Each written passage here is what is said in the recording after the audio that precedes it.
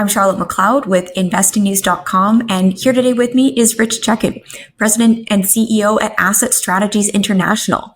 Thank you so much for being here. Great to have you. Oh, great to be here always, Charlotte. And it's fun times too. It is fun times, and we've got so much to catch up on in the precious metals market. Where I thought we could begin is just with a quick look at gold and silver prices right now.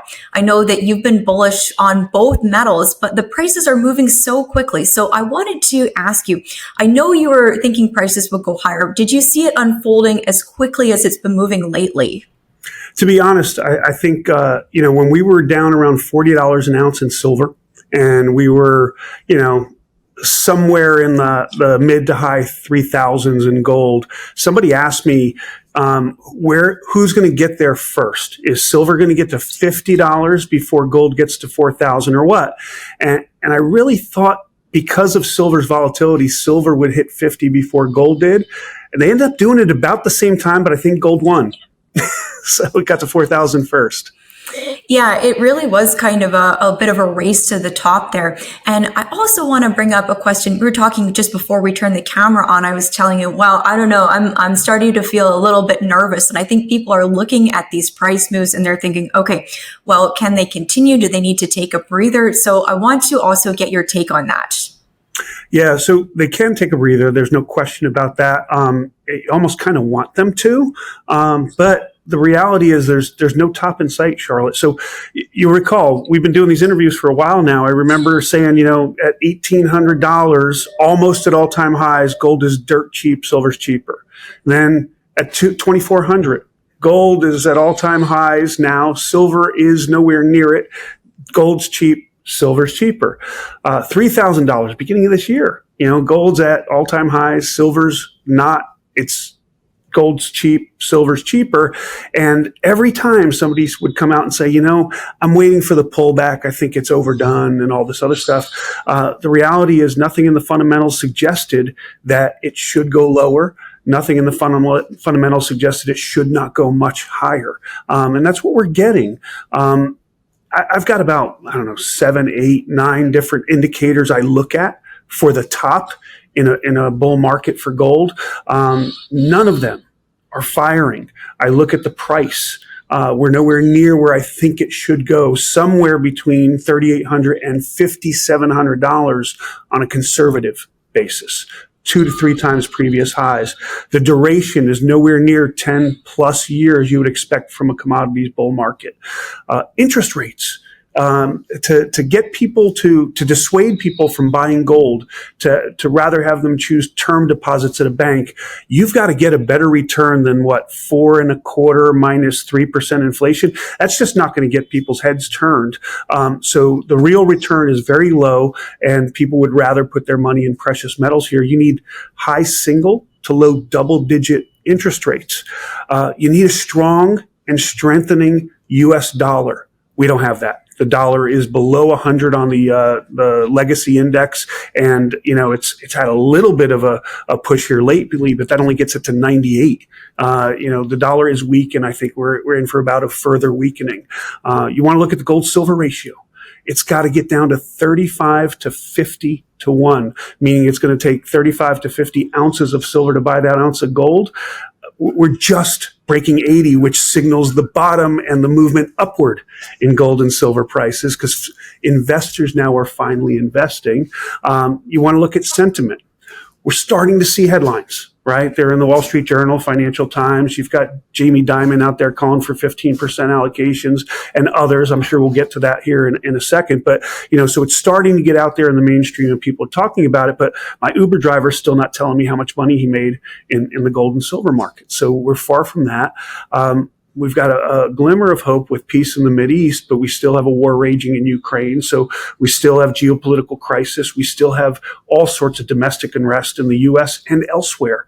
So all these things, the Dow to gold ratio, you got to get that down to 5, meaning it takes 5 ounces of gold to buy the Dow. We're at like 11 or 12 right now. So, we've got a long way to go. You need 3 or 4 of those indicators to fire to suggest, okay, the clouds are gathering and maybe the rain's coming. Time to look for the exits. We don't even have one firing right now. Don't be nervous about a top. If it pulls back, it's a dip in a bull market. Embrace it. Buy more well.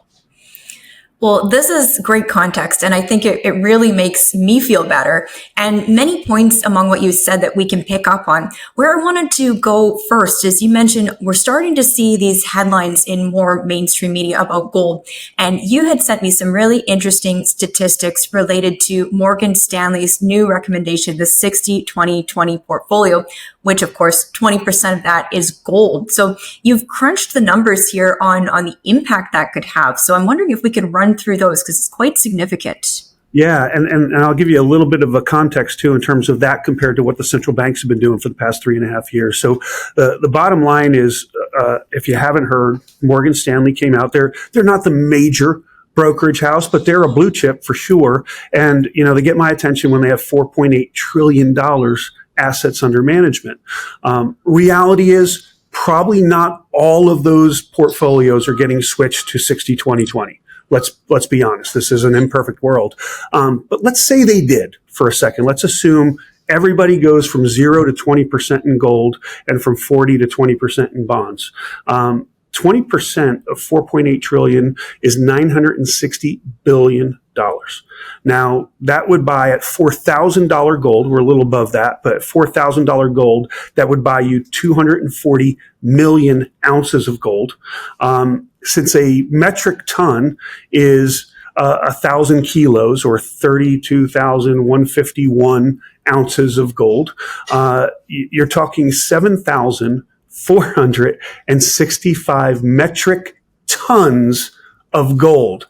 That is a big ask, okay? But consider this. The U.S. largest central bank holdings of gold in the world have 8,133. So you're basically, going to rival the U.S. central bank holdings.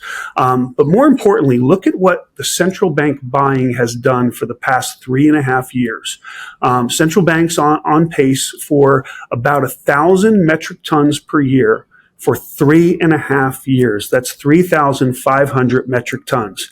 And that has been enough over the past 3.5 years to consistently move the gold price up to new highs and new highs and new highs just with that buying, because the investors until the past month or so have not been in this market at all, right? So it's all central bank buying. We're talking Morgan Stanley would need more than double that. I think we're going higher. That's exactly what I was going to ask. It sounds like it could have massive implications for the price. And you pointed out, okay, it doesn't mean that Morgan Stanley is going to say, okay, everybody's doing this now. But I was going to ask you, do you think that other firms could start to lean in that direction? I do think so. Just recently Goldman Sachs came out and they revised their forecasts upward. They think we're going to have $5,000 gold and $65 an ounce silver next year, up from previous forecasts. You've got Jamie Dimon, like I said, he's out there from Bridgewater. He's saying that everyone ought to have 15% allocation to gold. I think it took one or two to come out and make those bold claims in the traditional markets. I mean, for us in the alternative space, I'm like, what took you so long? We've been saying this for decades. But for them to come out and say it, and now I think it's kind of like dominoes will start falling. They're not all going to go to 20%. But I do think they're going to find some room in their portfolio for gold. And I think we've covered this before. Average holdings worldwide in gold typically are about 2%. I mean, it's tiny overall. Of right now, prior to this surge in gold, we're looking at about 0.5% penetration. If we just, did 3 times what we're holding right now and move back to the norm, I mean, that would be massive for the gold market, let alone moving to 5 or 10, 15% in gold holdings. Well, and I'm curious about the flip side as well. I don't know if you've run the numbers on this or looked at this, but that 20% that Morgan Stanley is saying, okay, let's put that to gold, is coming out of bonds. And the bond market has already faced turmoil this year. So what are the potential effects there? Yeah, well, obviously that's how the world funds everything is through the bond market. So that's got to have an impact. I am not a bond guru. I do not pretend to be one. I got to think it's going to hurt funding of industry, of economies worldwide, I could see how that could easily lead to some sort of a pullback or recession in traditional markets. There's no two ways about that. If you pull the funding sources, obviously we're going to do less commerce. Yeah, I think that's definitely fair to say. And the other point I wanted to raise with you is, what does this change tell us about how Morgan Stanley and maybe some of the other firms that you're mentioning are looking at the economic landscape right now? I know that we've talked about this in the past before pretty frequently. You see problems that all tie back to debt. Are we seeing, do you think, a more mainstream wake up to this type of problem right now? I think we're seeing a mainstream wake up to the solution to the problem. Here in the U.S., we have a government shutdown. I think we're in day, 15 or whatever it is. It should have never happened. But again, we have politicians, and in the U.S., we're not the only ones, right? So we're having the same problems in Europe and Asia, where we're addicted to debt. We like to spend more money than we take in revenue. And there's only two things that can happen at that point, Charlotte. Either you flat out default on your currency and your obligations, and that's the end of that currency. That's really the death knell for that economy, which is never going to happen, by the way, with the world's reserve currency. Or you do what I call death by 1,000 cuts, right? You do these little defaults all along the way where you expand the money supply. That's money not created out of any sort of, entrepreneurial activity. It's just out of thin air. There's more money in circulation. And all that does is put upward pressure on prices of everything that has any sort of value, because each dollar, each euro, each yen is just worth less, right? So a cup of coffee is going to be more, college education, new home, new car, an ounce of gold, an ounce of silver. So I think the world is waking up to the fact that to protect their portfolios, they need to get some hard assets, some commodities in there. I don't really see anybody addressing the problem, which is stop overspending. It's really not that difficult. They need to stop. And, Congress needs to do that here in the U.S. But I think the president has a hand in it too. He could easily just not sign anything that's not balanced.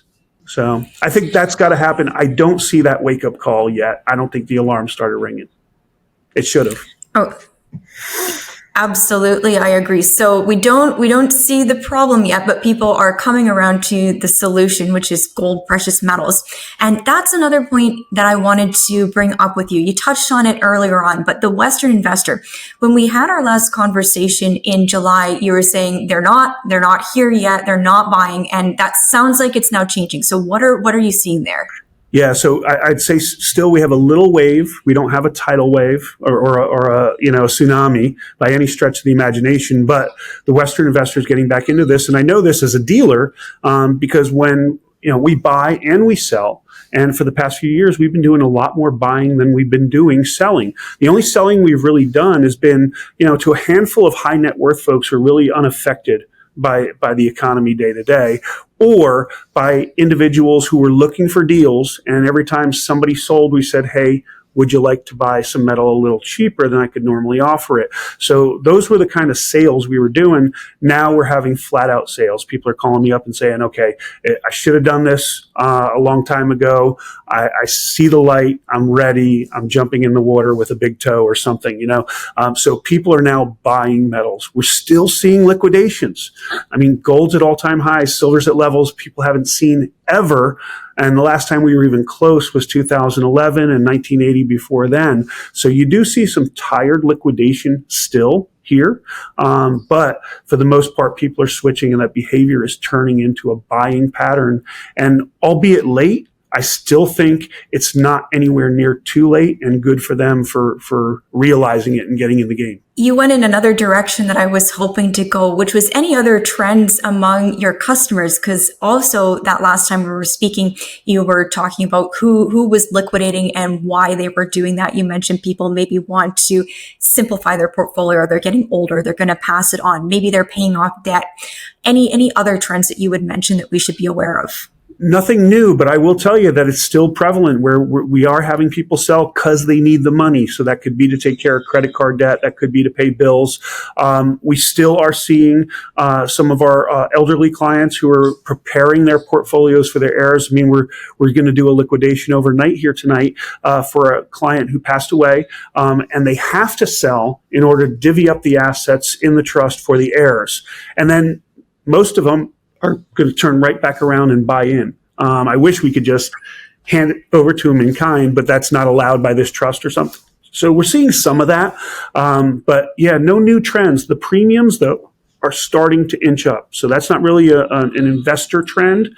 That's how the market's responding to the investor trend of investors are starting to buy in a big way. So now that pressure on fabrication demand is going to, show itself in terms of higher premiums.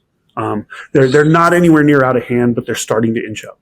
Well, and I always like to ask you what products people should look for if they want to get the best deals. And usually you tell us, I think, to look for what has the lowest premium, and that's what you should focus on. Is that still the advice you'd give right now? I still do.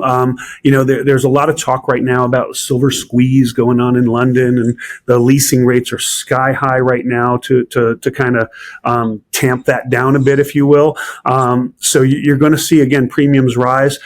I hate to pitch a product, Charlotte, but I'm telling you, we designed that Perth Mint program 30 years ago for the Perth Mint certificate program for the Perth Mint. We've had all sorts of silver squeezes in 30 years, and never, ever has that product been affected. It's 2.25% above the spot price for gold, silver, and platinum. It's been that way for 30 years without, a change. So, if premiums do get out of hand, there's no question where you should turn.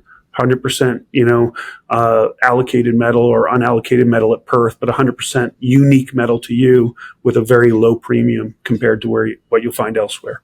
I think that's really good to know. And I do want to touch a little bit on what's going on with silver. I think we did a pretty good job covering factors driving gold at the moment, but there is that silver squeeze discussion right now in terms of what's going on in London.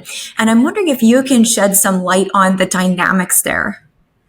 A little bit. The bottom line is, I think London got in trouble in terms of their warehouse stocks when they shipped a whole bunch of silver to the U.S. ahead of the anticipated tariffs from President Trump, right? So they said, okay, the tariffs are coming. We cannot stop that train. Let's go ahead and move a bunch of metal to the U.S. so it's already there pre-tariff, and then we don't get hit with that, whatever the tariffs might be. And that was wonderful, and I'm sure it helped a little bit. But now the problem is they need metal in London, and they don't have it there. You're actually starting to see reverse flows of metal going back to where it's needed. I don't know that we're at a point where, the world is scrambling for ounces above ground. I know we had about 11 years of overproduction, and that was swallowed up in about a year or two of deficit production, but I still think there's enough above ground supplies to meet the demand, but it is picking up, and it's just, I think it's more of a matter of it's in the wrong place at the moment. Right. It's very tricky. So thank you for going into that. And just a little bit more on silver. This is a question that I've been grappling with as we see the price go higher and higher. What is driving silver to these levels? Is it these silver specific factors like this squeeze that's going on? Is it following gold? Is it the industrial side of silver? Anything else you would add on what is moving silver at the moment?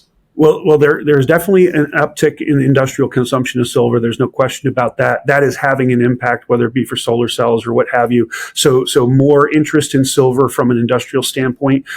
As I mentioned, now that the investor, the Western investor, but all retail investors are getting into this market, they buy gold, they see gold at $4,000, and they said, that's a lot of money for 1 ounce. Maybe I should pick up some silver here. So we see a lot of that substitution buying going on. In both cases, that's putting additional pressure on a market that's already a bit strained, again, for having metal in the wrong place. So I think all of that kind of comes together and creates a little bit of a panic, if you will. And it's definitely creating a big run on silver. The biggest issue with silver, though, is, what I've always said, Gold starts a trend up. Silver will eventually, once gold establishes it, will follow, and then it will outpace it to the upside. Gold will turn the corner to a bull market or to a bear market. It'll establish the trend. Silver will follow, and then eventually outpace after lagging behind. And it's really because of, gold is your leader. Silver is a follower, but it's a much smaller capitalized market. So when you start seeing the same dollars going into the gold market as they are into the silver market, the impact is bigger in the silver market from a percentage standpoint. So it's kind of like throwing a rock into a puddle or a pond. The ripple is going to be, basically a bigger impact in the puddle than it would be in the pond. And that's what we're seeing with gold and silver right now. Well, I'm glad you mentioned that, because I think this is part of why maybe people are looking at the market and wondering, all right, is this over? Because they hear about how gold goes first, then silver follows, and then it outperforms. And we're seeing it silver at these historic levels, and people think, all right, well, it seems like it's performing quite well. So I guess the question is essentially, where would you place us in the precious metals cycle? I think, it's a weird cycle because this wasn't all investor driven, right? So this was central bank driven for 3.5 years up to this point. Normally we're looking at about a 10-year cycle for precious metals. I think this one's going to be longer. I think we're somewhere in that cycle of about halfway, maybe a little bit more. But I think the investors are getting in this later, and they will take it much further from here. What we haven't had really in previous bull markets is the central bank participation because of the de-dollarization, the hedging for inflation, and all the reasons that central banks have been buying. That was just like a nice head start, if you will, in the bull market. I think it really gets going now from an investor standpoint. So I think we've got plenty of room. We've talked in the past, I'm not a technician, but you look at that 45-year silver cup and handle formation. If you analyze the boundaries, silver from here should go to $90 to $100 once we break out. And we broke out earlier this year. I think that's where it's going. Silver. Gold, at the end of the bull market, you expect to be 35 to 50 times the silver price, right? So if gold or silver goes to 100, gold goes to 5,000 at 50. If silver goes to, 100 at 35, gold goes to 3,500. I don't think that's a foregone conclusion. We're past that at this point. I think the numbers are much higher. I think the central banks gave us a head start. Okay, I think that helps me understand a lot better, because people are so familiar with this is how things play out. But if you mention it's a little bit weird this time, then that helps me understand. All right, so we've situated ourselves quite well, I think, in terms of gold and silver. And you mentioned at the beginning of the conversation those factors that will tell you when we're starting to get to the end. We're not seeing any of those right now. What I want to ask you before I let you go, what are the key factors that you are watching right now for gold and silver? Maybe to, not that we necessarily need a next leg higher right at the moment, but what are you looking for? I would like to see a little bit of a pullback, to be honest with you. I think all markets need that pause, that refreshes, if you will. They've got to come back. You've got to backfill from lower levels from a technical standpoint. So that's got to happen. I'm not sure exactly where it's going to happen. It doesn't seem like it's going to happen right now. The trend is your friend. And every week I get asked, where's gold going next week? Is it going higher or lower? And it's been straight higher for a long time just because the trend is so strong right now. I think you want to kind of keep an eye on the dollar. I think you want to keep an eye on the situation in the U.S. with funding the federal budget and see if anybody's light bulbs are going off in terms of fiscal responsibility. If it is, then okay, then maybe we'll get a short-term pause. But Charlotte, to be honest with you, we just had a major event this past weekend where we had the peace talks in Israel and Hamas, with Israel and Hamas, and it didn't make an impact on the markets whatsoever. You would expect that would be strong enough news to see a pullback and a pause in both gold and silver. They kept going higher. So I don't think we're going to have any sort of rational behavior in the markets here in the short term. If it happens, though, again, embrace it. Take that opportunity to buy well, because I don't see this as the finish line by any stretch of the imagination. Well, I think those are perfect words to wrap up on. Thank you so much for coming on today to go over what's happening in the gold and silver markets. This was great. Yeah, no problem. Always happy to get on the air with you and discuss what we're seeing, whether we get it right or not. But I think we've been right for a while here. So Yeah, I think you have. So we'll have you back again soon. For now, once again, I'm Charlotte McLeod with investingnews.com, and this is Rich Checkan with Asset Strategies International. Thank you for watching. If you like this video, make sure you hit the like button and subscribe to our channel. We'd also love to hear your thoughts, so leave us a comment below.